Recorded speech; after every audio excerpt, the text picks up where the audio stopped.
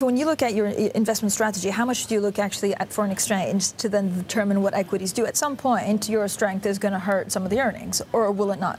It does, and you have to look at the currency market, because if you look at earnings momentum in the US, it's been really strong, and that's driven by taxes. And if you look at earnings momentum in Europe, that has been weakening a bit, partly due to strong euro. So you have to look at currencies. Okay, at what point do you worry about the euro actually becoming too strong, or does today kind of fill you with confidence? It fills me with confidence. I'm not too worried at this juncture yet, because the reason that the euro is strengthening is partly because the ECB will be tapering, which is due to stronger growth and maybe a pickup of inflation. So it's a good reason that the euro is strengthening.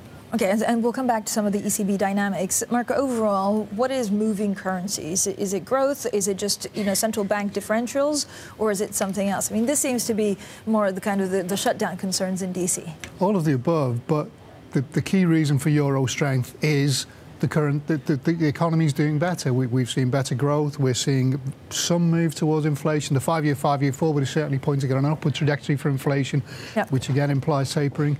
What's interesting is the US yield differential with the German yields, you would suggest would reverse some of that at some point. You'd see some flows from Europe back into US Treasuries maybe, which will have an impact on the currency market. But it's mostly the economic backdrop and the central bank outlook.